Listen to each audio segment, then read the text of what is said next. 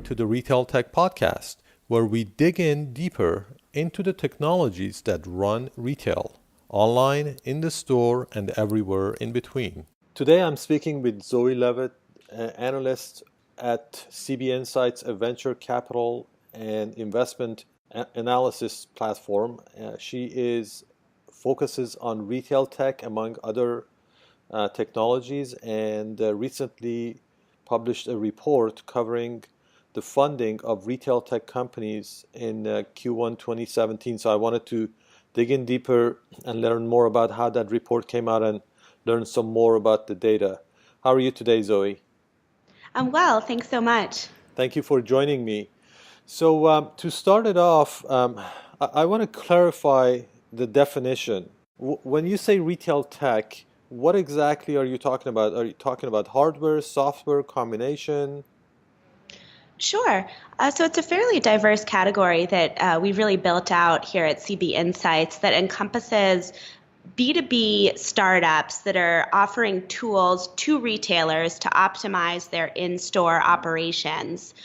So of course, there's so much buzz everywhere you look about e-commerce and how sales are moving online and to mobile. But when you look at the data, roughly 90% of sales still take place in physical stores. And while, department store chains may be closing stores left and right in some cases, most retailers still do maintain large store fleets so that they're looking to squeeze every last dollar out of as much as possible. So these startups are offering both software and hardware to help them do that. This includes everything from software to help improve the point of sale, maybe powering store associates to take payment on iPads so they can roam the sales floor instead of having to stay at a stable cash register. It includes beacons that track shoppers as they walk throughout the store so retailers can get a better sense of foot traffic, common routes throughout the store, maybe in-store customer demographics, that sort of thing. It also includes other tools for store associates, proximity marketing to send maybe targeted text messaging when customers walk near a store entrance, et cetera. So really a whole lot there, and generally geared towards helping retailers get as much data out of their store visitors, just like you would to a visitor to an e-commerce website. Okay. Yeah, looking at the retail store tech market map infographic that you have on your article, I'll put a link to this article in the show notes so people can actually take a look at it.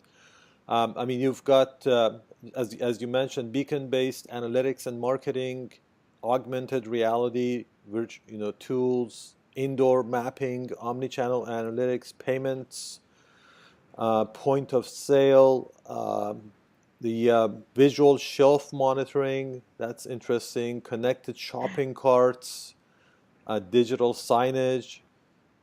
So there's definitely a lot of different things going on. So from your knowledge about what has happened actually as far as funding, can you break down, for example, which one of these categories are hottest right now? Sure. I think as you can see from the infographic, beacon tools to track shoppers throughout the store with beacons, hardware, sensors, as well as software, such as even sensing the Wi-Fi signals emanating from shoppers' phones to track them throughout the store. That's a very crowded category. But in terms of where the most money is going right now, some of the most well-funded startups in the space are actually those that focus on the financial side of things. So this point of sale financing, I think the most well-funded startups in the space are in this category. So these are startups that make it easier for retailers, especially luxury retailers or high-dollar furniture stores, et cetera, to offer on-the-spot payment plans to shoppers. So this is something again, kind of interestingly, that some of these tools were initially available to online shoppers that you might expect. Oh, and you're, buying something very expensive on a website, they might offer that website might offer you a payment plan option instead of requiring you to pay all up front. But we don't really expect that to see that in stores. But these startups are usually on mobile, letting people apply on the spot in the store when they're standing at the cash register for an instant financing plan and receive approval, and then pay for that purchase month by month instead of all up front. So these are platforms that are extremely scalable, could be applied to, luxury clothing stores, jewelry stores, Right. education centers, services, all sorts of things. So I think this is very attractive to investors because they see here's something that could really transform the entire sector of in-person shopping. And So that's oh, sorry. yeah, Yep. that's true. So what are I know there's a couple of really big deals with those companies. Let's talk about those two maybe. Sure. Uh, Let's see. So another, uh, again, currently the most well-funded startups in-store tech are in this financing category. So these include Flexity Financial, which has raised over $280 million, Zibby, which has raised $272 million, Finance It, which has raised $228 million. These are some of the top, most well-funded in the sector. But we're also seeing a lot of activity more recently in these sort of plug-and-play solutions for full in-store customer tracking. So, for example, the largest deal in 2017 so far was a $30 million deal to ZenReach, which is a startup based in San Francisco that offers a plug-and-play solution for stores and restaurants to offer guest Wi-Fi systems.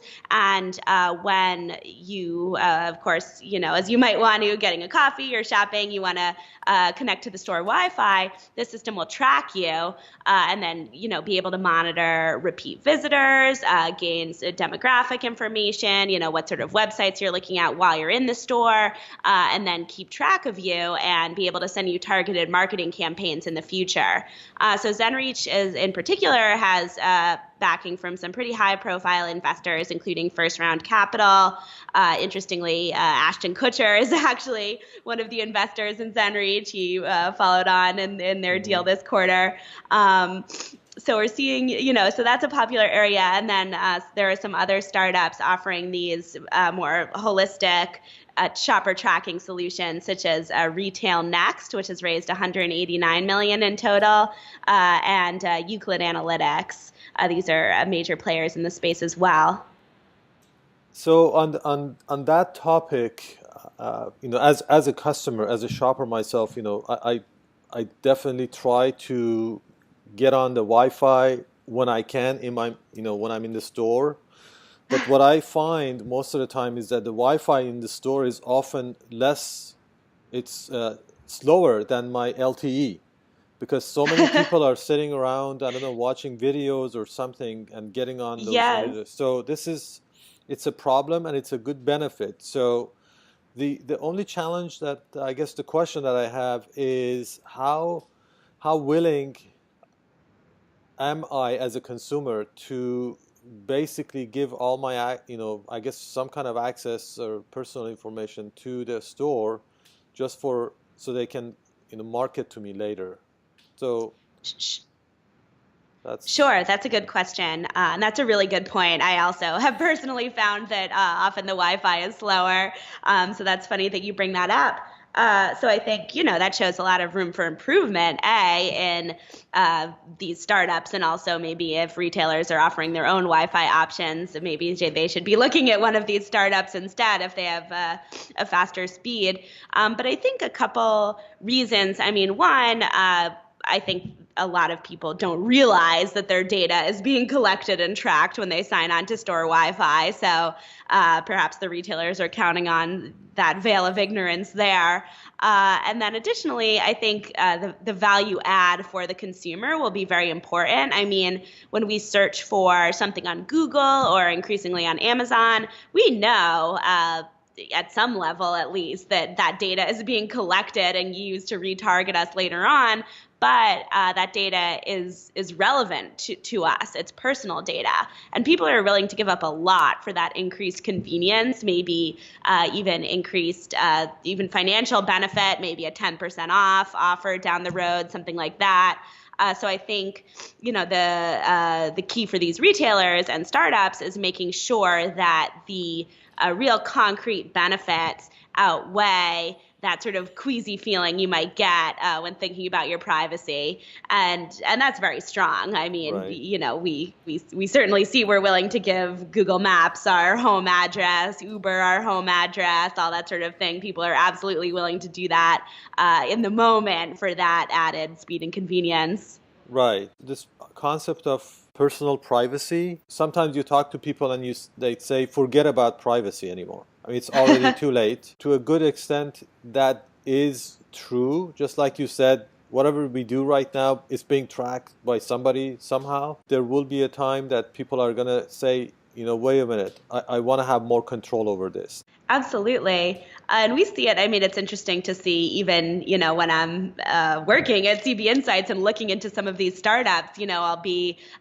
looking into the information about the deal and visit the startup's website. And then the very next other web page I click onto will already be showing me an ad for that startup. So you Yes. can see how instantaneous this all is, even though I was just looking at it for work purposes and not interested, of course, in purchasing myself.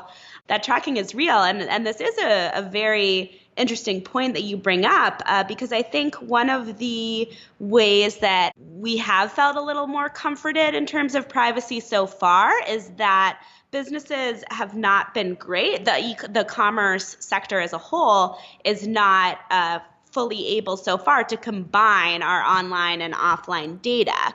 So we have that comfort that these are disparate data sets that are not being combined to track us in very holistic ways. Maybe a startup can a company, an e-commerce website can track some of our online activity. And then when we go into a store, the store knows that a person purchased, an item, but is not able to connect that person and that purchase item to their previous activity online.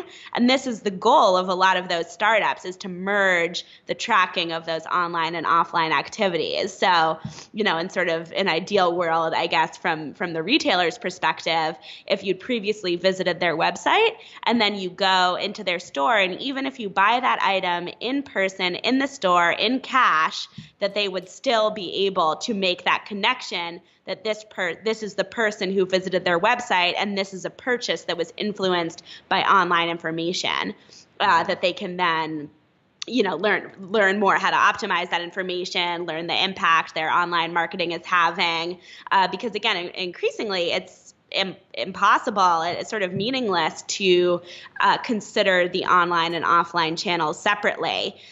So to be able to merge those data sets and track people across the full range of their activity is very, very valuable and sort of the holy grail. Right. Even for the consumers, for the shoppers, I think it's definitely a value to have one experience with a retailer. So on that end, it's good for both ends. I just think that the disclosure and the setting the Yes. expectations is a key part. And that's where the value of the trust comes in play. The most successful retailers online and offline are the ones that people trust more. If you can gain somebody's trust, you will sell a lot more to them. If you don't, then every sale is going to be a challenge, really. Every sale is going to be a new one. Be honest with me and I'll give you my money if you deliver what you Right. promised. One of the things that I've seen recently also is the use of video online, like with Facebook live video and of course Twitter. Did you see any startups and any companies or any retailers actually taking advantage of Facebook live video, for example? Sure. So that's a little bit outside the scope of this sector, but I actually have seen some really interesting uses of video technology in even the in-store retail sector. So there are a few startups, the category that we call visual shelf monitoring, that's in the infographic. We're seeing some really interesting uses of this video technology, even in stores, not even to record shoppers necessarily, but to watch the products on the shelves. So there are some startups, including Eversight, Storeflix, Trax Image Recognition, that visually monitor products for companies like Procter and Gamble or Unilever. These are not specific clients of theirs, but Right. brands that don't support their own stores but sell through other third-party stores that want to make sure that those stores are presenting their products properly and providing the visually appealing display cases that the brands were promised, that sort of thing. So these startups are using artificial intelligence to parse the images that are recorded by video and then turn that into data that can be presented back to the brands. So that's a very interesting use case that I think was something that not something that I had thought of going into this research. And then there's some also startups working on interactive displays in the store to potentially, again, make the store experience a little bit more entertaining and engaging in a way that an e-commerce website could on a website through things like quizzes that can suggest products for you, videos embedded in the website, as you mentioned. So these startups install often tablets or small interactive kiosks in the store aisles to attract shoppers to the kiosk, get them maybe to play a little game, and the game will collect a little bit of demographic information on the shopper to maybe track them or retarget them in the future, but also make the experience more memorable and steer them towards specific products.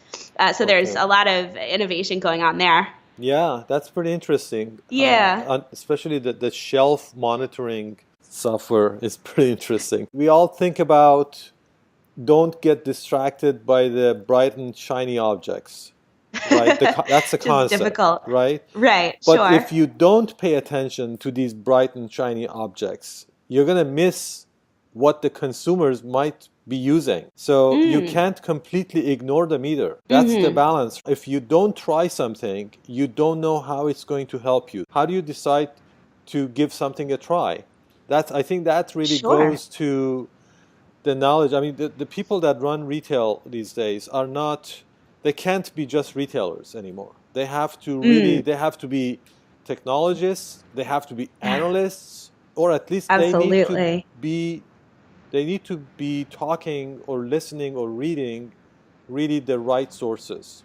A retailer goes to one of the conferences, and you may see 100 different companies providing customer loyalty. How do I Mm. decide between these things? So that's like a missing piece, is people really helping get beyond just the marketing message, helping retailers make a decision quickly, educate them in how to decide, factors that you should be thinking about. I mean, those are things that really save them time. Absolutely. And a lot of the startups that seem to be the most successful in this space are the ones that offer full sort of plug and play solutions so they don't require a long onboarding process for the retailers. So I think that's very appealing for the Right. management teams that are so busy, as you say. Right, right. Yeah, I just met a very interesting company that we'll probably do a podcast with, and that's the bottom line, is the make it simple. One of the most important things for app developers is actually paring down and remembering that what people want is solutions. They don't Right, want features. And when you're exactly. kind of in the development bubble, it's easy to get very excited about, oh, we can add on, you tack on this and tack on this, and it feels very exciting for you inside of it. But from your customer's perspective, they just want the end to achieve their end goal. Going back to your report, this is another interesting concept area that I see is called digital in-store assistants. Ah, That's yes. pretty interesting. What do these companies do? It Robots? is. Yes, there's a little bit of variety here. Companies, including Fellow Robots and Simbe Robotics, do produce robots.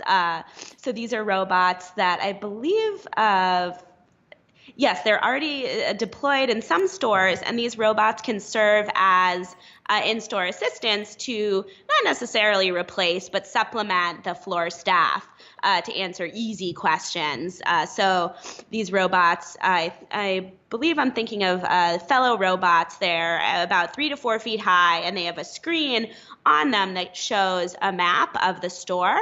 So for very easy questions like where's the bathroom, where's a specific department that I already want to know I want to go to, the robot can just quickly direct the guest to that area.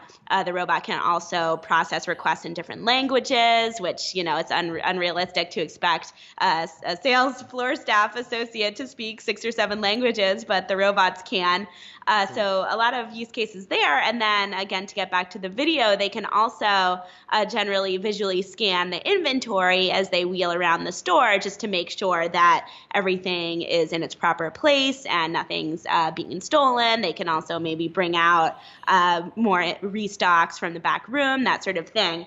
Wow. And then yeah, another startup in this category, Satisfy, they make the software underlying that. So they don't make robots themselves, but they have an artificial intelligence platform that they white label for different retailers and robotics producers to put in to be used in the store, either in the form of a robot or in the form of an iPhone app that you can text while you're in the store. So you could open the app and say in natural language, I'm looking for a present for my mother, and the chatbot will start suggesting things to you and tell you where to go. Also, in the early stages in this category, but Right. a lot of potential. That's very interesting. So it looks like on the funding side, some companies, some investors or accelerators actually focus on specific areas. So what I see is on like this in-store assistants, Fellow Robotics and Simbe Robotics helped out of hacks, which is I think a hardware accelerator. Sure. Yeah, there's a pretty wide range of investors getting into this area since it does pull from a lot of different verticals. So among the startups that are producing hardware, such as the interactive screens or the robots, we're seeing more hardware focused investors, including I think even Motorola Ventures may have funded one or two, Qualcomm Ventures, they're pretty connected to the Internet of Things space. And then some of the more traditional VCs tend to focus on software. So I believe, for example, Andreessen Horowitz has funded one or two startups on this list. Salesforce Ventures, it looks like, has backed a couple interestingly.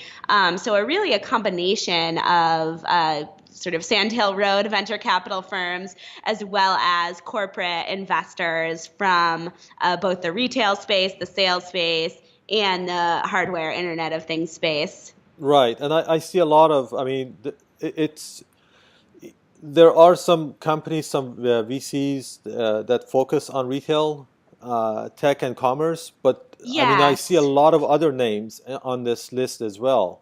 So, Yeah. So, for like Lyra Hippo is a VC firm that's right. funded a number of sort of direct to consumer e-commerce startups, but fewer in the in-store space. Whereas again, some of the corporations and more typical Internet of Things investors are more in the in-store tech space. So it's an interesting collision of worlds Yeah, phenomenon here. I think that would be kind of an interesting breakdown or a different way of looking at this list is to put it into the terms of the actual investors and see how many deals Yes. they're doing. So Yes. that would be I kind mean, of one thing to interesting. call out that we don't see is we do not see retailers investing in these startups, which I think I've written Uh-oh. about a bit on the blog. I can pass that along as well. But, we see, again, Salesforce Ventures, Google Ventures, Qualcomm Ventures, these tech companies backing some of these startups that are for use inside retail stores, whereas the retailers themselves that are using these services are not themselves investing in them. They're missing in action. Right, exactly. That's a really good point. The way I've seen some retailers, larger retailers, handle or at least try to address this is by their own like labs, right? Little mixed success there, I think. Right, right. um, so I think part of the problem is that a lot of these retailers are looking for ways to cut costs in the moment, whereas these Mhm. technological plays are more long term. So if you're going to invest in a startup or launch an innovation lab, that's capital that's going to be tied up for the next 5 to 10 years. Whereas, especially in the department store sector or sort of the mall retailers that are closing stores left and right, they need to free that up pretty quickly. Right. So I'm certainly not saying investment or innovation centers would be the best strategy for everyone, but I think it would do retailers well to pay more attention to what's going on in this space and who the backers are. And you do Definitely. see situations, for example, this is maybe the most a popular anecdote in this space, but Amazon acquired Kiva Robotics, which was a robotic startup that was for robots to be used in warehouses, and a lot of warehouses had designed their entire space with for to serve these robots. They'd built their entire structure on the assumption that they'd be using Kiva Robotics, and then the company was acquired by Amazon and just swept away. So they were sort of left out in the cold. And this is a possibility that companies need to keep in mind. Right, right. Yeah, the one example of a company that's I think doing a good job in trying to innovate is I think Target and in their Yes. incubator or accelerator with Techstars. So they've kind of partnered with an experienced accelerator to to do that. So not trying to reinvent the wheel on everything themselves, but also staying involved. So I think that's a good idea. Right. It is. It's good, and Walmart certainly is doing a lot. Walmart's actually doing a lot internally to digitize its stores as well. They have dozens and dozens of patents that we have on the CB Insights platform related to improved experiences at the cash register. Even I think yes, Walmart was recently granted a patent even to use drones inside retail stores to ferry merchandise back and forth between the back room or the loading dock and the shelves in the stores. So they're thinking of a lot of these ways internally too. Okay. So the other area that I see over here that has a few good, a good number of deals is employee tools. I had Hmm. a talk with the director of retail at Cisco Retail, Mm. and they had a report that came out, and one of the top areas, gaps that they had identified was employee productivity. So this is why this Oh, caught my attention. You've oh. got Branch Messenger, Predict Spring, Salesfloor. These are all basically Tulip Retail. They're Hmm. designing tools for use by store associates, but mostly mobile tools, right? Yes, yes, yes. I think mainly to improve the communication between sales associates, so they don't. There's less risk of a customer looking for help and not finding it, or one individual staffer not knowing the answer to a question when someone else does across the store. So mainly, I think these are mobile messaging tools that store employees can use. Right. And then Um, sure. yeah, so I mean, definitely there's a lot of interesting ideas here, and I would love to talk a few hours about this, but we don't have Of time. course. So Right. thank you so much. It's an exciting space. I'd love to talk further. Yeah, Thank okay. you again for having me on.